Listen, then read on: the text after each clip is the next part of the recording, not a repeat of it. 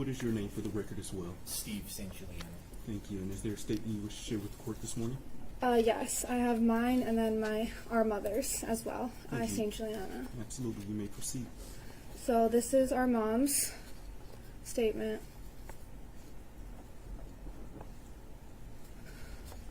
Hana was the best version of me. We were similar in the things that we liked and the things we didn't like. She loved doing fun things and making things fun for those around her. On the days I was not feeling good, Hana would make sure to put a drink next to my pillow, cook for the family, and not only do the dishes, but also make the kitchen super clean, just how she knew I liked it. Almost all Christmas presents were Hana's ideas because she knew what everyone in our family liked. When we went shopping for it together, our carts would always come back brimming to the top. Our carts would always come back brimming to the top. Even when Noah was little, she adored him from the start. She would make sure to stay up late and hide the elf on the shelf creatively for him to find in the morning. She would practice soccer with him. She would always pay attention and take care of him. And with her older sister, they became best friends. Together, the both of them gave Noah advice to help him become a wonderful person. Hana was always thinking about our family and always extended those thoughts to everyone around her as well. She lifted all of our spirits. She was going to dress up, fall in love, go on dates, go to college, get married, start a family, take a bunch of vacations, eat a ton of good food, one day live near me, and I would watch her kids. And for Christmas, everyone would meet at Hana's house, and from there on, she was always going to bring her family together. On that day, not only was my loving daughter's life taken, but all of my family's future was taken as well. Since that day, all of our lives have drastically changed. Now, in my daily life, whenever I see a pair of sisters, I am sad.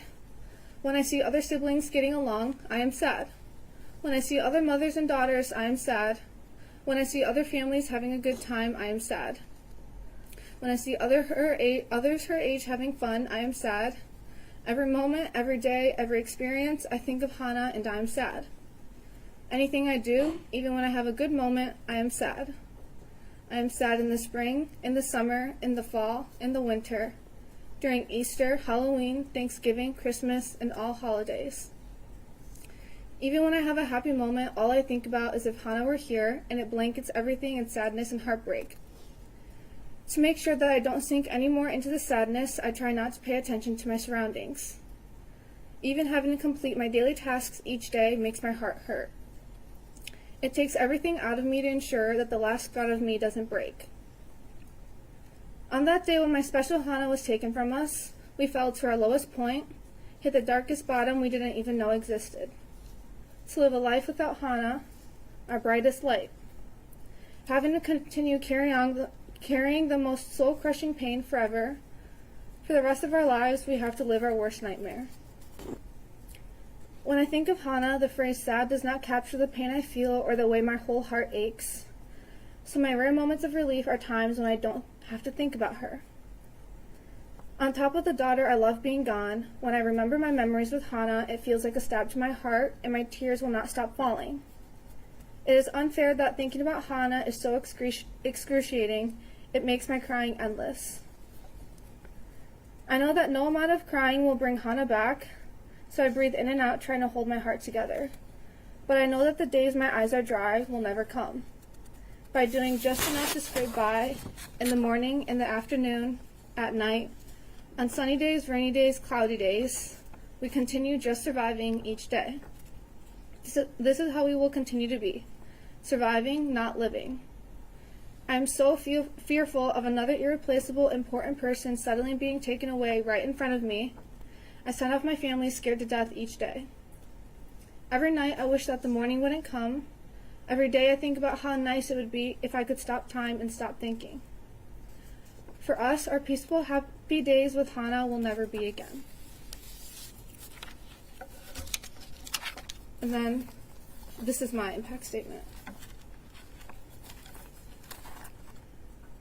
I have rewritten this countless of times, and it is never enough. I cannot convey my thoughts into words, nor share even a fraction of my feelings since losing Hana. To be honest, I have not fully faced my emotions myself. How can I? Hana is the one I went to for the little things, the big things, and all the in-betweens. Hana is my little sister. She is my other half, my favorite person. She completes me, and there's not a single soul I could love more than Hana. There is not a moment that goes by that I don't think about her. It is unfair to even confine her murder into just the word lost. I never hear her footsteps coming up the stairs anymore. Her bright lights in her room are never on, which also reflects the dullness of our house now. I don't see her napping on the couch, cooking downstairs with my mom, or making TikToks with Noah. The empty seat at the dining table is the loudest silence I have ever heard. And without Hana in the middle between Noah and I, it emphasizes the space between us. I was decorating the Christmas tree with Hana in 2021 when I thought to myself, I can't wait for when it's her house that we host the holidays at. I was wondering which clothes I could get away with stealing from her closet when I headed off to college. Wondered if her boyfriend would look like my boyfriend because our tastes in guys were so similar. I was going to finally get my license so we could go thrifting together. If I'm bored in school, I can always just text Hana to go on a walk together. If I couldn't remember a song, it's okay, because Hana would remember it. We were going to be the best duo on the lacrosse field. One look and she knows what I'm thinking. One switch Japanese and we get to talk in our own little world. She'll speak at my wedding as the maid of honor, and I at hers. With Hana by my side, there's nothing I can't do.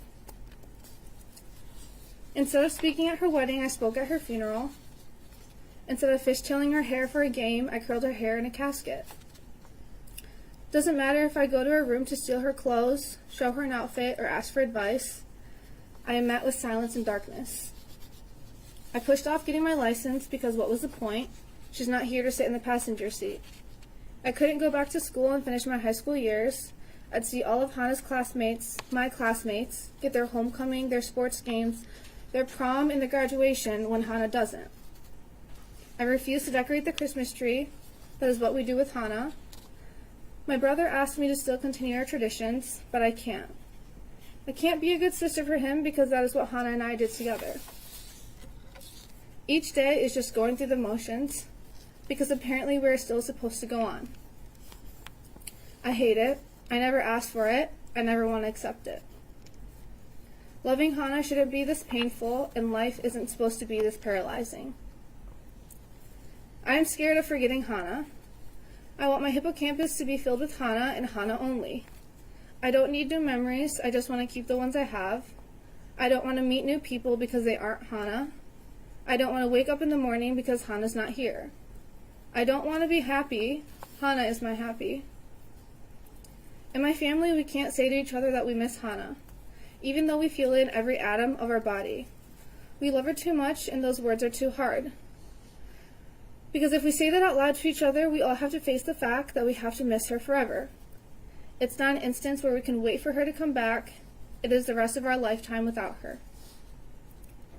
I thought, of course, because we cannot even bear to share our pain with each other, we also won't with those around us, which is why people can ask us how we are doing. If they knew that it doesn't get better, they would never ask that. What I realized is that it seems that they forgot what we were like with Hana. Looking back at pictures, I have not seen my dad smile like that where joy radiates off of him. I haven't seen Noah so alive without the bags under his eyes. And I haven't seen my mom so carefree without holding her breath every second. There are no words to capture her incandescent humor, thoughtfulness, wit, kindness, or loyalty. Hana's always there to support you, hear you, see you. You'd know that. Throwing your head back and laughing at the stupid comment Hana made, you have to feel it. Your mood brightening because of Hana's laughter, you have to hear it. Her colorful Converse, gold jewelry, fun socks, perfect nails, you have to see it. Her kindness was in abundance. She recognizes the smallest details. Her love is unconditional. The warmth she wraps you in is the warmth I cannot live without. I do not want to live without Hana. She brought out the best in all of us. She truly brought out the best in me.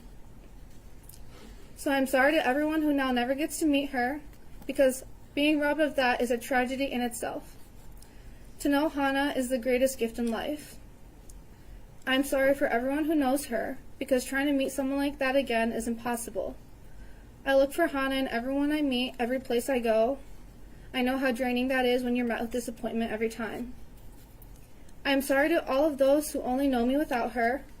Me without Hana is someone I cannot even recognize. I am so sorry, Hana, for leaving that building that day. That is and forever will be my biggest mistake and my biggest regret. I am sorry that I cannot make you feel even a fraction of the world without Hana. If I could, the shooter would be dead. A creature who left Hana lying in her own pool of blood, crying in pain, who went to go shoot her again, does not deserve to take another breath. His parents would never see the light of day. Oxford District employees would be fully held accountable, and we would all be working on a time machine. I want you to remember when you were 14. Can you even? It's such a young age. I want you to think about everything that came after 14. Everything Hana doesn't ever get to experience. She was not supposed to be shot and killed not even 3 months after starting her first day of high school. She was supposed to grow old, just as we all are right now. Experience the beauty of life, not feel its cruelty. The least that can be done for Hana is for it to be ruled life without parole. There is no justice that will ever be enough. However, the first step is to ensure that he never has a chance to take away another life and destroy families ever again. Thank you. Thank you for your statement, and thank you for sharing your story of your sister. Not only did I read it before today, I also listened very closely to you this morning. So thank you for sharing just a small sliver of who she is. And I am very, very sorry for your loss, but I appreciate your statements this morning. Thank you for being here.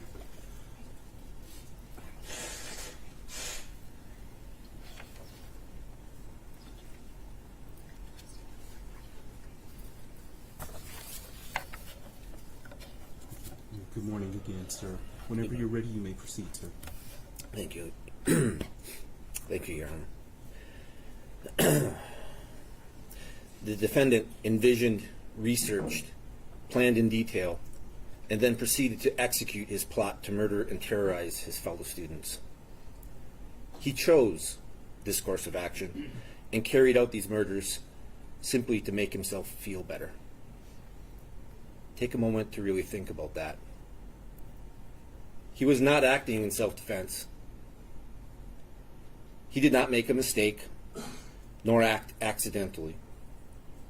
He purposely murdered my daughter, Hana, and 3 other children in order to make himself feel better. I want to make my position regarding the defendant's sentencing and his future very clear. There can be no forgiveness. There can be no rehabilitation. There is absolutely nothing that the defendant can ever do to earn my forgiveness. His age plays no part. His potential is irrelevant. Ultimately, it is only his choices and his actions that matter. Actions that have consequences, that can never be undone. There is utterly nothing that he could ever do to contribute to society that would make up for the lives that he has so ruthlessly taken. The defendant has indicated that one of his goals was to be able to see and experience the suffering of the families of the children he killed. At first, I refused to feed into this sick and twisted desire by discussing the impact of my daughter's murder on myself and my family. However, after much struggle and introspection, I've come to realize that my need for justice for my daughter completely outweighs any consideration of the defendant's irrelevant desires. Unfortunately, I have also realized that unless you've experienced the loss of a child yourself, there is simply no way for you to truly understand the devastation of the soul that loss causes. It is impossible for me to successfully convey the complete impact of my daughter's loss. Hana's murder has destroyed a large portion of my very soul. I am a shell of the person I used to be. I think of her and miss her constantly. Every day is a battle to attempt to move forward, a struggle to get out of bed, to go through the motions of everyday life while pretending that things are getting better. Simple everyday sights and actions bring pain as I think of what it should have been like with Hana there with us. I think of all the good times that we've shared together as a family and mourn all the memories that will never be. I will never think back fondly of her high school and college graduations. I will never walk her down the aisle as she begins the journey of starting her own family. I am forever denied the chance to hold her or her future children in my arms. A few paragraphs of words describing Hana can in no way fully capture her truly beautiful, caring soul, nor impart her unlimited potential. Hana was an absolutely beautiful and thoughtful person.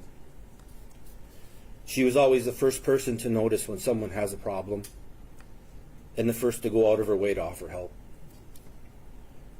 She was incredibly curious and talented. She continually tried new things. She crafted homemade jewelry, tried cooking her own recipes, and played several sports. She was a record holder in track and a leader of her school volleyball and basketball teams. She also hoped to join her older sister on the lacrosse team in the spring.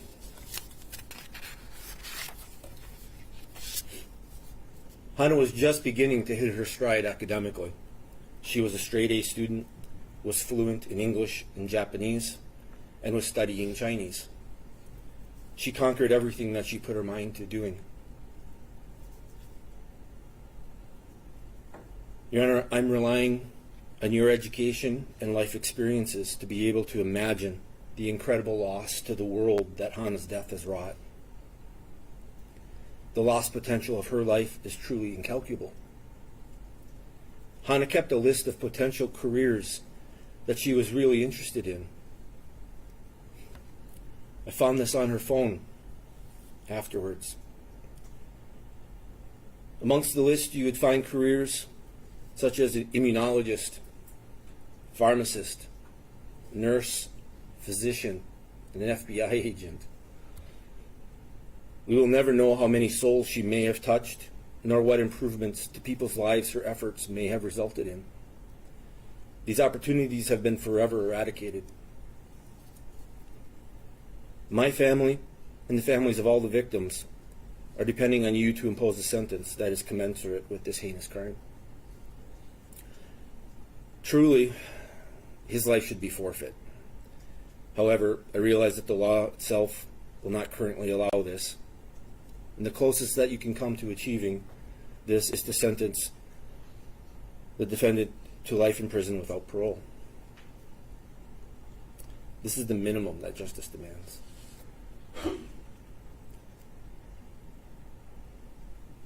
I will leave you with a final thought. If it were your child who was killed in such a cowardly manner, would you be satisfied that justice was served with anything less than him spending the rest of his life in prison? Thank you, Your Honor. Thank you for your statements this morning. And again, sir, very sorry for your loss. Your statements did not fall on deaf ears, and so thank you for being here, sir. Thank